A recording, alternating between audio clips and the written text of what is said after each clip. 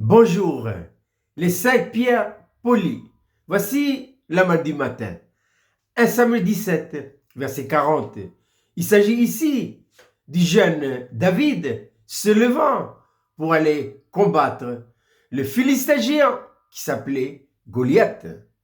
Il prit en main son bâton, choisit dans le torrent 5 pierres polies et les mit dans sa gibecière de berger et dans sa poche. Puis, sa fronde à la main, il s'avança contre le Philistin géant. De quoi nous parlent les 5 pierres polies de David? Eh bien, il s'agit ici des 5 expériences de David qui lui a d'ailleurs permis de descendre le géant Goliath. Pierre numéro 1, David se levait très tôt le matin.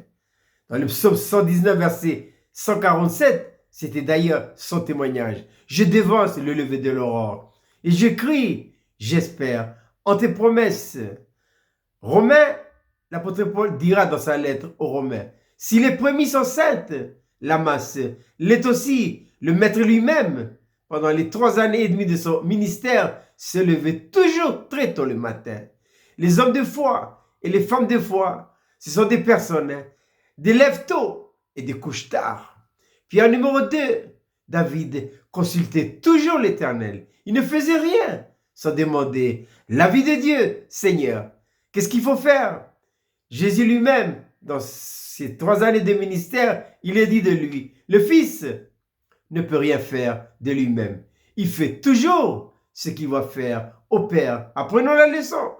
Pierre numéro 3, David ne se défend pas. Un jour, avec ses troupes, ils sont rentrés dans la caverne d'En-Gedi. Ils sont partis se réfugier au fond. Et dans la même caverne, Saül et sa troupe rentraient aussi. Mais ils sont restés à l'entrée. Au milieu de la nuit, l'un des officiers de David a dit ceci au roi. Voici le moment où il faudra te venger contre ton ennemi. Avec ma lance là, je peux planter sa tête au fond, à la terre. Qu'est-ce que David a dit? Non, il ne faut pas le faire. David ne se défend pas. Apprenons la leçon. Puis en numéro 4, David ne se confiait jamais à l'homme. Ça, c'est une très grande leçon que vous et moi, nous devons apprendre. Dieu dit ceci par la bouche du prophète Ésaïe. Ésaïe 2, 22. Ne vous confiez jamais à l'homme, dans les narines duquel il n'y a qu'un seul souffle. Mais de quelle valeur est-il? 0. L'homme, c'est un menteur. Dieu dira par la bouche du prophète Jérémie, le cœur de l'homme est tortueux. Qui peut le connaître? Moi seul, dit l'Éternel. Et enfin, Pierre Pauli numéro 5, David ne se venge pas. Il ne faut jamais se venger. Même si j'ai raison, même si je peux me défendre, même si j'ai tous les atouts pour, non, il ne faut pas se défendre.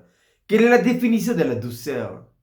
La douceur signifie absence de justification et de défense personnelle. Apprenons la leçon, parce qu'on est toujours prêt à rendre coup pour coup. Je répète, c'est 5 pierres polies qui ont d'ailleurs permis à David de descendre le géant Goliath. 1. Il se lève tôt.